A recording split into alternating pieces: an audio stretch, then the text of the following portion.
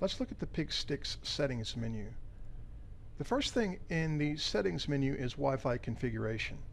And while the PigStick doesn't require internet to operate, it does require internet to access firmware updates. So the PigStick comes with free firmware updates forever.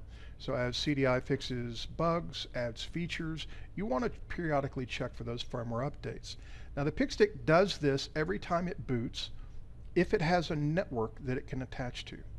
So I'm going to provide that by clicking Wi-Fi configuration and hitting scan here, and that's going to cause the PigStick to look around for networks that it sees. It gives me a list of those. I'm going to choose one, and it's going to ask me for that password. I'm going to enter that password and click save. When I do that, the network that I selected and gave the password for is kept here under saved networks. And then I have the ability to either restart now, which would cause the PigStick to immediately reboot, look at the network that it sees, check for firmware updates, etc., or I can just call it done. So I'm going to go ahead and say done. And now that we have a Wi-Fi network that we can attach to, we have the ability to use the second item here, which is check for firmware updates.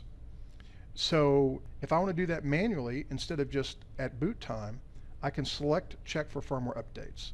When I do that, I'm going to get a warning that it's going to be inoperable for a few moments while it goes out on the internet.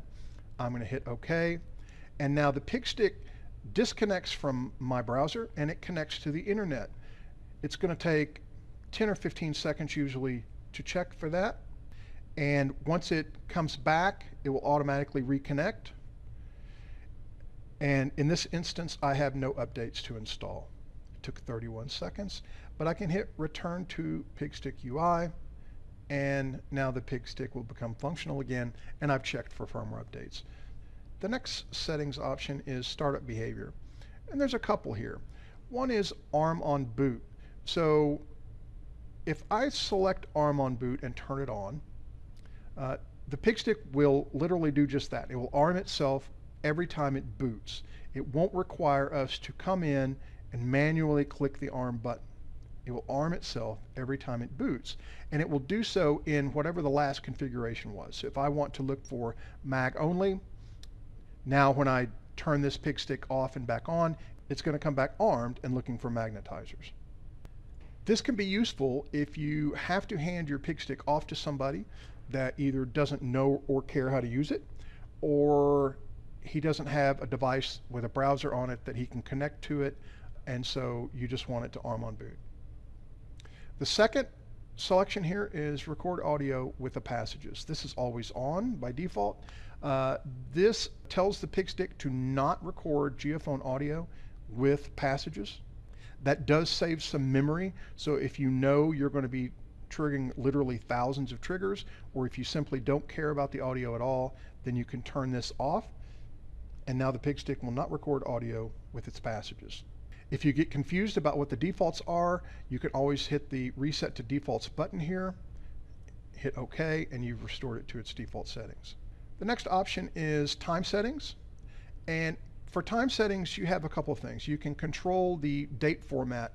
This is the date format that is used in the job cards.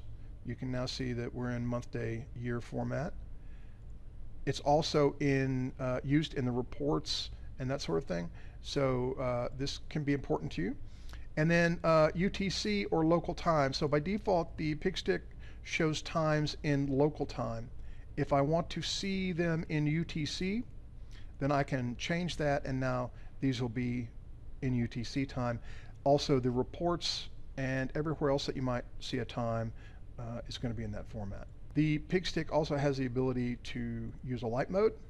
So if you're in very bright light outdoors, it can be helpful to see it in light mode. The default is dark. And then the last option is advanced mode. Advanced mode turns on a few things. Notably up here in the top, it tells you how long it's been switched on for. In this case, it's 3 hours and 31 minutes. It adds some information to some of these windows, and it also gives you some extra dialogues down here that give you additional detail about how the device is working. So under the help menu we have the user guide. So the user guide gives you detailed instructions on how to use the Pig Stick and all of its features, including some not covered in these videos. There's a troubleshooting section, so if you're having problems accessing the device, you can't connect, or something's not working right, this is a good place to start. Also under the help menu are keyboard shortcuts. There are a number of keyboard shortcuts for the Pig Stick that make your life a little bit easier. Also under the help menu is Open Global Track. So if you want to live track your tools, our Global Track product is completely free to use.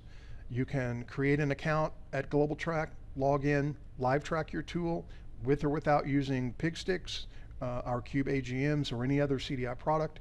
This product is free for you to use forever. If you have customers that want to join and watch the pig run themselves, they can enter project codes here. And then last but not least, there's an About dialog that gives you firmware versions and links to our website.